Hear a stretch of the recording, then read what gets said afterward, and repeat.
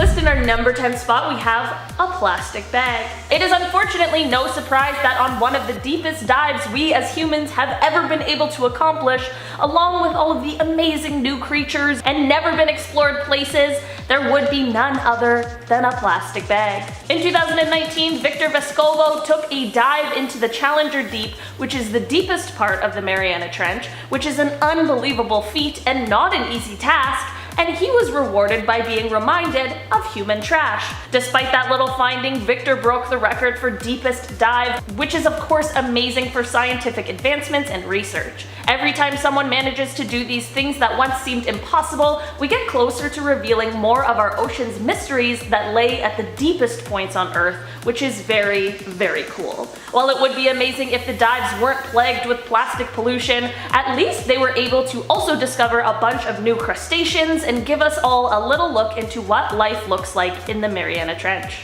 At number 9, we have the DUMBO octopus. It's an octopus whose favorite Disney movie is Dumbo. Just kidding, that would just be weird. Almost as weird as the real Dumbo octopus. Although that is how it got its name, because it looks like Dumbo. Anyway, 9,800 meters below the surface and found deep in the Marianas Trench, you can find these dopey, kinda cute looking creatures. These creatures go from 8 to 12 inches and swim using their ears. Seems cute and friendly enough, right? Well, surprising for all of us, the Dumbo octopus is actually a predator and can swallow its meals all in one gulp. These kind of octopi also fall under the category of umbrella octopuses because they have webbed tentacles, giving them an umbrella-like shape. Almost like a starfish, but with a massive balloon on its head. Luckily, we're all too big for this dopey looking octopus to feed on us, so if you want to go for a swim and see some, you don't have to worry about them eating you. But I can't guarantee that the other deep sea creatures won't be as small. In our number 8 spot today, we have comb jellies. Comb jellies are gelatinous creatures that are named for their unique plates of fused cilia, which are called combs. These combs help the jelly move through the water like boat oars, and while other microscopic organisms also have this sort of mechanism, comb jellies are the largest animal with this feature. These combs are also part of the reason that comb jellies are so gorgeous to look at. Rather than bioluminescence, the rainbow light effect that can sometimes be seen on them is from light diffracting off of the combs in all different directions. Many comb jellies have one pair of tentacles, although they appear to have multiple, but that is just caused by their tentacles branching out. I'm saying the word tentacles. These tentacles are used to help them hunt like a sort of fishing line. Aside from this, these jellies don't sting, which is always a good thing. Not that I'm planning on heading into the deep sea anytime soon. In terms of today's list, I'd say these guys are one of the less creepy creatures we've got going on today. At number 7, we have the deep sea hatchetfish. It got its name because, well, it looks like a silvery swimming hatchet. There are over 40 species of hatchetfish and they can be found at the depths of 5,000 feet. That's just over 1,500 meters. This fish may be tiny, but it does not look that friendly nor welcoming. The deep sea hatchetfish can grow between 2.8 to 12 centimeters long. So while their size and appearance may not be enough to fend off predators, these deep sea fish have evolved to form an ingenious camouflaging technique. They are also like a lot of other deep sea fish because their bodies are bioluminescent, meaning they create their own light and can glow in the dark. Their light shines from their stomachs, but no, they do not have any Care Bear powers in case you were wondering. Revealing a silhouette can be dangerous in the deep ocean because of predators, but luckily for the hatchetfish, it can control its light to match the same light in the water. That's the super cool camouflage technique I was talking about. Man, that could be useful. In our number 6 spot today, we have the anglerfish. If you've seen Finding Nemo, you might recognize these guys. This bony fish is known for its luminescent horn that is used to lure other fish as prey. There are different kinds of anglerfish, but those who live in the deep sea are referred to as sea devils, which truly does feel fitting. The females are much larger than the males and can reach up to almost 4 feet, while the males can reach up to 5.5 inches, but these little sea devils are able to eat prey up to the same size as itself. That's crazy. Luckily, most anglerfish remain so deep in the ocean that they are not a threat to humans, and even if they did live not quite so deep in the ocean, most humans would just be too big for them to even try to attack. That sure doesn't mean they aren't crazy to look at though. Just to add a little more about how strange these guys are though, these fish reproduce when the male fuses into the female and lives off of her resources until it can produce sperm. That sounds like a nightmare. Coming in at our halfway point at number 5, we have the frilled shark. As if you weren't terrified enough of sharks, this one looks just as terrifying. Although, now that I see more pictures of it, I can't really take it seriously because it just reminds me of Jerry Seinfeld in the frilly shirt. Anyone else remember that episode? Sorry, Jer Bear, the shark wore it better. The frilled shark got its name for its 6 to 7 frilled gills on the side of its snake-like body. But that's not the creepiest part of this shark. The frilled shark has a set of 300 razor-sharp teeth. They can grow up to 6 feet in size, which is 1.8 meters. Even though this was one of the first deep-sea animals to be discovered in the 19th century, it's not the easiest to find. These sharks swim at depths of 16,000 feet, which is around 5,000 meters. However, it is extremely difficult for scientists to study this deep-sea creature. They swim at such deep levels that when brought to the surface, they practically die immediately. Due to those reasons, there isn't much known about the habits and life cycles of these sharks, but maybe this is just one of those things that is better left unknown. In our number 4 spot today, we have the ping pong tree sponge. Doesn't this name sound so cute and sweet, like something you'd want as a little pet? Well, think again. These little things are not what their sweet name would suggest. The name, of course, comes from their appearance, as they quite literally look like a little tree that's growing ping pong balls, but those little ping pong balls are where it all starts. The ping pongs have tiny little hook-like extensions that are there to trap any kind of prey that gets too close. From there, the sponge slowly consumes its prey while still alive. This may not be the most vicious creature in all of the deep sea, but it is proof that looks can be very deceiving. Would you have thought that this little thing would be a carnivorous creature? It honestly was a little surprising to me personally. Starting us off in our top 3, at number 3, we have the goblin shark. This shark might just be the creepiest thing on this list. I don't know about you, Olivia, but how did these guys get their names? Well, let's all take a look at the massive goblin-like nose on the front of its face. Yeah, that's how it's got its name. That's how it got its name. It's not really a pretty thing to look at, but at these depths, I don't think there's many people or other fish to impress. These sharks also aren't the usual grayish color. They are instead more of a pink. Not only do these things look absolutely crazy, they are also crazy in size. Goblin sharks can reach lengths up to 18 feet. That's 5.5 meters. You probably won't be swimming near any of them anytime soon anyway though, because they live at depths of 3,000 feet. That's about 915 meters, and the older they get, the deeper they dive. A shark that intentionally swims to its grave. How cute. Same as the frilled shark, not much is known about these creatures. They're almost as mysterious and sought after as real goblins. For all we know, goblins are real, and when they get dropped in water, they morph into these crazy looking sharks and keep their distance from the rest of the world. I buy it. In our number 2 spot today, we have the deep sea dragonfish. These guys are a pretty strong contender for the strangest looking animal on this list. These predatory fish use their fang-like teeth to grab onto their prey in the dark, cold, deep sea environment. They have no scales and instead have slippery eel-like skin, which only adds to their creepiness level. Similar to the anglerfish, these guys have a little lighted barbel that hangs from its lower jaw to attract its prey towards it. These fish really use bioluminescence to their advantage, but they also have another, less common ability. Firstly, since many of their prey are also bioluminescent, they have a special stomach that will ensure the light cannot be seen from inside of their stomach so as to not give away their position. Secondly, they are able to produce a red glow. This glow is thought to perhaps be used to signal other dragonfish, but it is definitely used by them to illuminate and detect their prey. They are the only known fish that has the ability to both produce and see red light, as most fish can only see more of a blue light. So while these guys are definitely very creepy to look at, they're also pretty interesting and very talented. And finally, coming in at our number 1 spot, and our weirdest thing found in the Mariana Trench, is the zombie worm, aka the bone worm, also known as the Osidax. But I like zombie worm best. These worms live at the very bottom of the Mariana Trench and the very bottom of the ocean and feed off of bones of dead animals, such as whales. The zombie worm secretes acid to help access the inner contents of the dead bones, and it then uses symbiotic bacteria to convert the bone's proteins and fats into nutrients that it then uses as food. The feathery branches on the worm wiggle in the water and they pull in oxygen to keep itself alive. Females grow up to 2 inches in length, while males are microscopic in size. Sorry boys. Females will collect a harem of males on their body, and then the males will find their way into the female oviducts. The female then releases her fertilized eggs into the water, and the worm's life cycle begins again. That is about all we know about these little ones because they live at such deep depths of our ocean. So until us humans find ways to explore the depths of the Mariana Trench, we'll just have to make do with what we got. Starting off this list in our number 10 spot, we have plastic crustaceans. A few years ago, there were little shrimp-like creatures that were found 2,000 feet deep in the ocean, and of course, none other than the Mariana Trench. The little shrimpy crustaceans are approximately 2 inches long. You might be sitting there thinking, Olivia, a shrimp is not an interesting enough creature to have on this list, but it was when researchers looked into them further,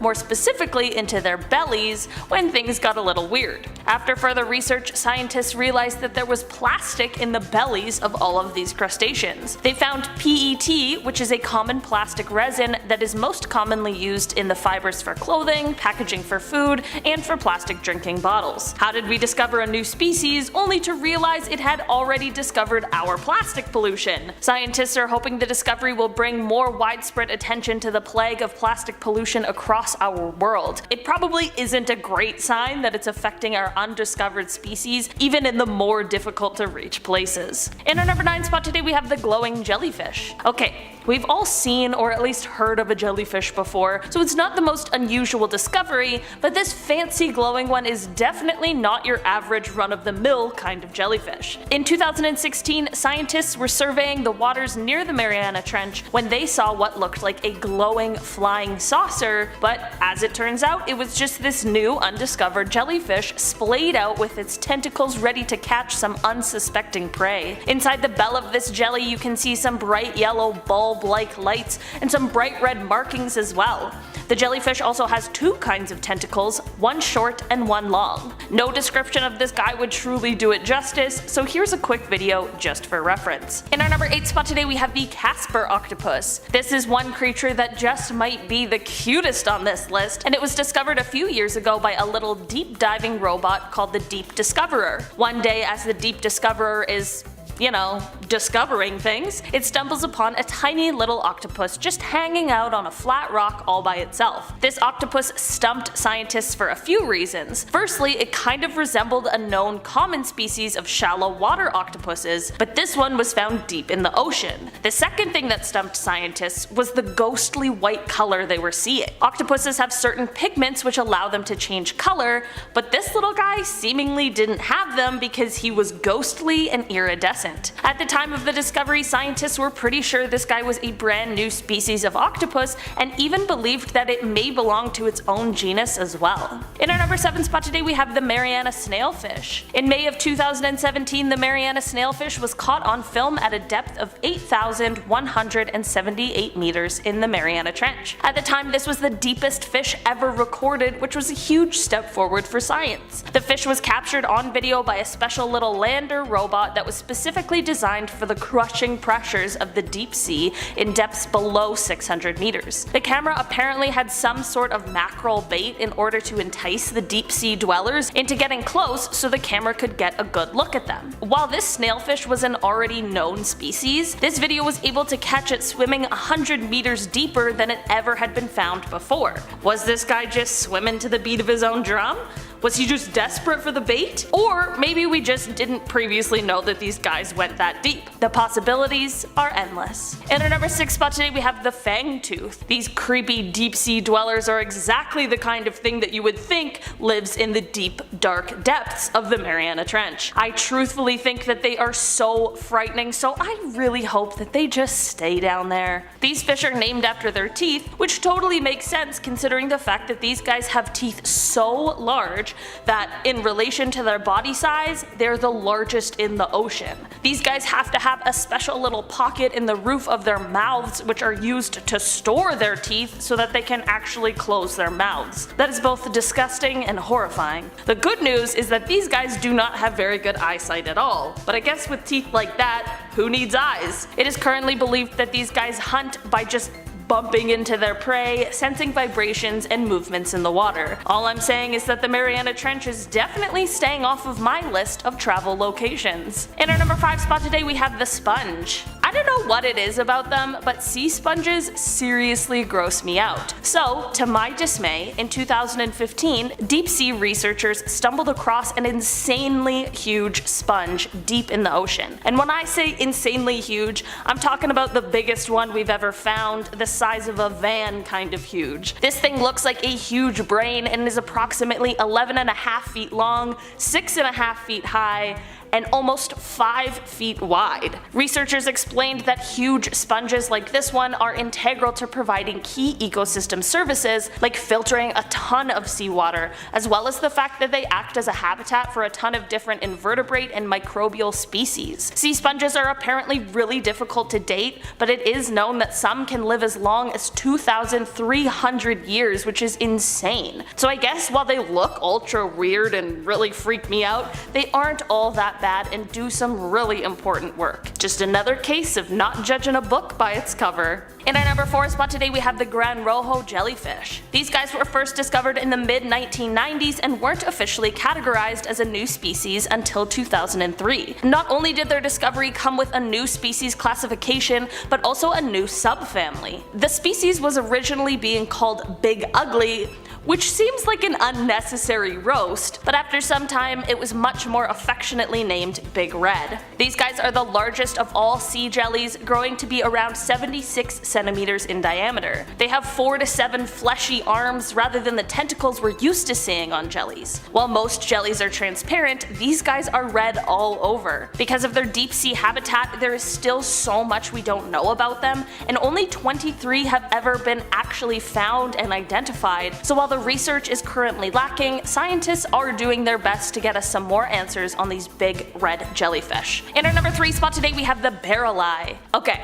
This guy is one weird looking fish. The barreleye fish is also known as a spookfish, and they of course get their names due to their appearance. The fish are relatively small and are best known for their extremely unusual, transparent, fluid-filled heads. When these fish were first discovered, there were so many questions surrounding them. At first, scientists thought that their eyes were fixed in place, but after further research, it was able to be determined that they are able to rotate them both up and forward. This fish is usually found motionless, just hanging out in depths of around 600 to 800 meters or 2,000 to 2,600 feet in the ocean. This fish has been known for quite some time, with the first discovery coming in 1939, but it wasn't until 2004 that a photographer of a live one was captured for the world to also see how unique these guys really are. There also used to be many drawings of these guys, but never with their transparent head because of the fact that it gets destroyed when the fish is brought up from the deep sea. So, not that I think anyone is gonna go diving in the Mariana Trench soon, but if you do, don't bring these guys up from their home. They're happy down there with their heads fully intact. In our number 2 spot today we have the vampire squid. The vampire squid is the last surviving member of its order, and it has similarities with both the squid as well as the octopus, which might make it a contender for most threatening animal on today's list. Like the DUMBO octopus from part 1 of this video, this guy has little ear-like fins that help it propel itself through the water, but unlike the DUMBO octopus, it isn't small and cute and sweet looking. Like a jellyfish, the vampire squid has a gelatinous body that helps it move quicker through the depths of the sea. The vampire squid is covered in light-producing organs called photophores, which they are able to use in a way that produces disorienting flashes so as to confuse their prey. While the vampire squid doesn't have ink, it does have the ability, when in really dangerous situations, to shoot out a bioluminescent mucus at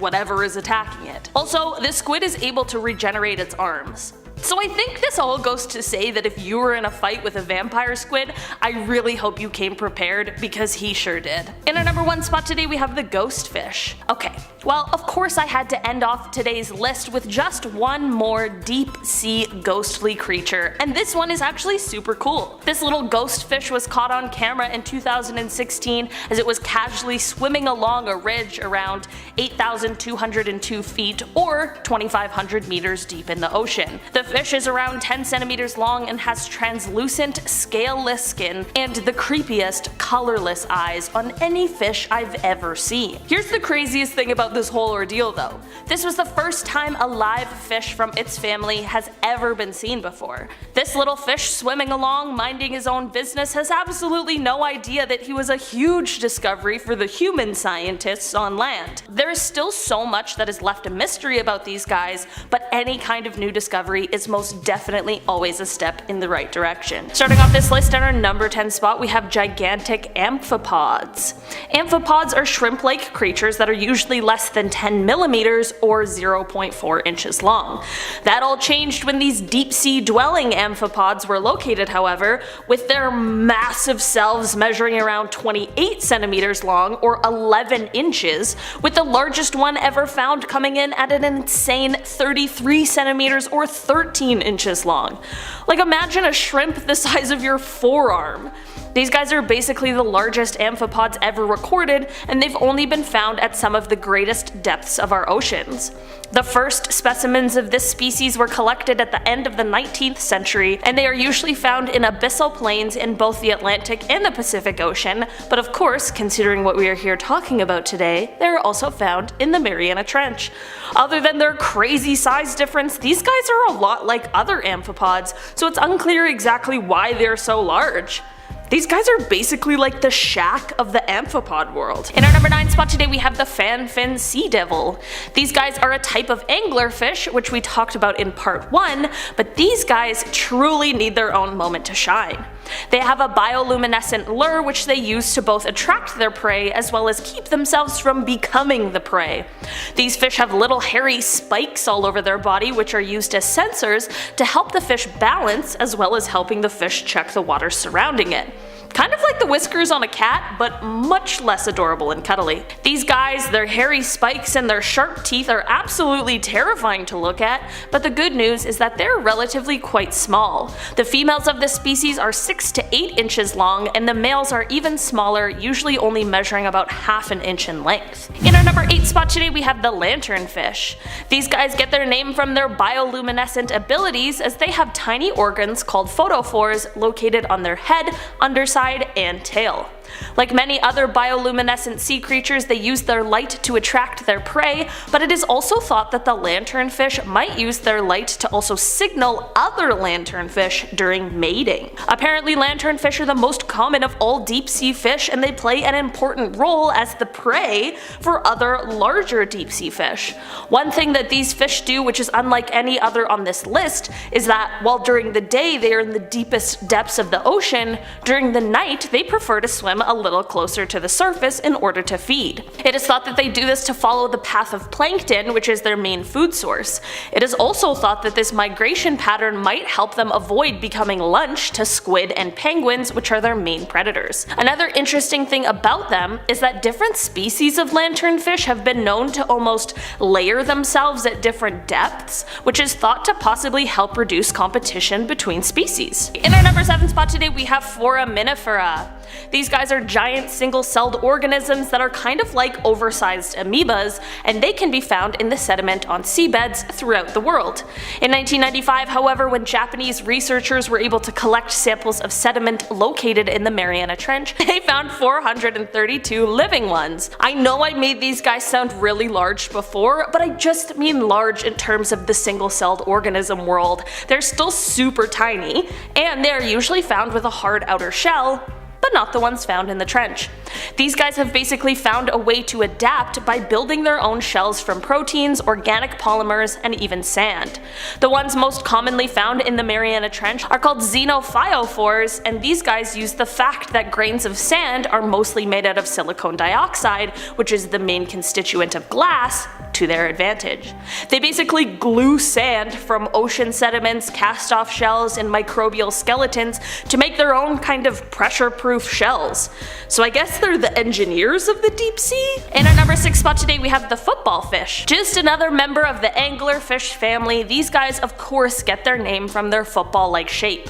The females of this species are the ones who have the bioluminescent lantern on their heads, which lure in their prey for a tasty little snack. Here's where things get really different though. as their little lantern on their heads is swaying back and forth, luring in an unsuspecting fish, once their prey gets close enough, the football fish will then shoot out a bioluminescent liquid. This liquid acts to momentarily blind their prey, which is when the football fish grabs their prey and swallows them whole with their large mouths. That is definitely quite the hunting technique. These guys are similar to other anglerfish, with the females being larger than the males, and they also have a bit of a different shape. In terms of mating, because the depths of the ocean are so dark, the males will bite onto the females until their skin grows together, which is so gross sounding. From here, he is able to fertilize the eggs to produce more little weird looking football fishies. In our number 5 spot today, we have the BENTHOCODON. We have all seen a jellyfish before, but these deep sea dwellers are unlike any of the ones we usually find. Firstly, they prefer depths of around 2,500 feet or 762 meters, usually right on the seafloor. These guys are actually quite small and compact, with their bell usually measuring just 2 to 3 centimeters in diameter. Despite their small size, however, they still have around 1,500 little wispy tentacles that help propel them through the icy cold depths. These jellies like to chow down on small crustaceans and tiny unicellular organisms, but sometimes their meals are bioluminescent, which is what has led to one of their other unique features on these jellies. This unique feature would be the red color that can be found in part of their bell. Most jellyfish we know of are transparent, and if this was the case for these ones, their bioluminescent meals would be a dead giveaway for the larger hungry predators lurking around the deep sea. This is why the bit of red that they have in their bell is so important to their survival, as it acts as a cover for this blue glow so that they can continue on their merry way throughout the dark depths of the ocean. In our number 4 spot today, we have the tripod fish. When you see these guys, their name totally makes a lot of sense. These deep sea fish have elongated fin rays in the tail as well as 2 in the pelvic fins, which they use to prop themselves up and just basically stand there like their own little built-in tripod. These little fin rays almost appear as antenna-like, and usually while these fish are standing in one spot, they can be seen facing upstream. They don't appear to have any kind of special visual adaptations to help them find food in their low light environment, but that's okay because these guys can find their prey without even seeing it. When these guys are standing on their little tripod, they are also at the perfect height to catch shrimp, tiny fish, and small crustaceans that are swimming by. If the catch isn't as simple as the current bringing the prey right into their mouths, the tripod fish is able to sense the prey with their pectoral fins, which kind of act like hands. Once they feel the prey and realize it's edible, they can use these fins to just knock their meal right into their mouths. This is all why they like to face the current, just to make getting their next meal a little easier. In our number 3 spot today, we have the owlfish. These creepy looking guys are also often referred to as stout black smelt, as they are a species of deep sea smelt, but their owlfish name comes from their extremely large eyes in relation to their body. These eyes are able to capture even the faintest glimmer of light, which isn't the most common occurrence in the deep dark depths of the Mariana Trench, but this is what helps them spot and capture their prey, which are usually small crustaceans and jellies. There truly isn't a ton of interesting information I can find out about these guys other than their huge eyes, but I did find this cool video of one fighting with a black-eyed squid, so here's a little clip of that. The fish has a few tricks up its sleeve as well.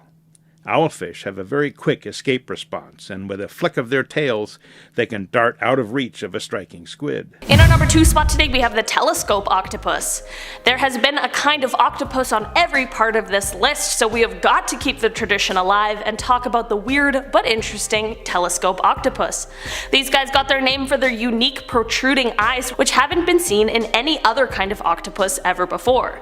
The difference in their eyes allows them to have better peripheral vision so as to see both their prey and their predators better. Their eyes also rotate, which I'm sure is super helpful to them, but just seems like something I wish I didn't know. These guys don't really hang out on the ocean floor like many other octopuses do, and instead they prefer to just float or dangle in the deepest currents of the ocean. Most octopuses also tend to swim horizontally, but not this guy. He likes to stay vertical, and it's unclear why, but it could perhaps be to make it harder for predators to see its shape.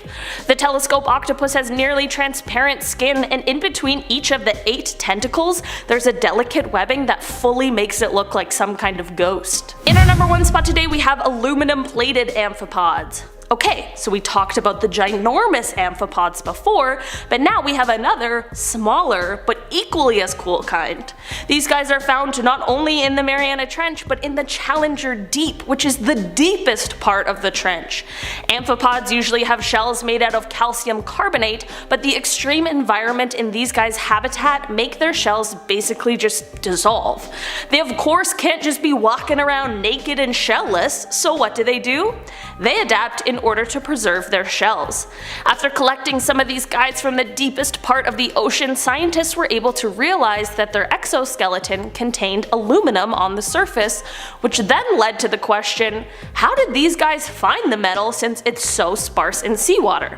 Well, as it turns out, these guys use sugar-based chemicals in their bellies to extract aluminum ions from the mud on the seafloor that it ends up ingesting while devouring the plant debris that floats down from the surface. In alkaline seawater, these aluminum ions form what is called aluminum hydroxide gel, which is a compound that we as humans use for things like protecting our upset stomachs from stomach acid.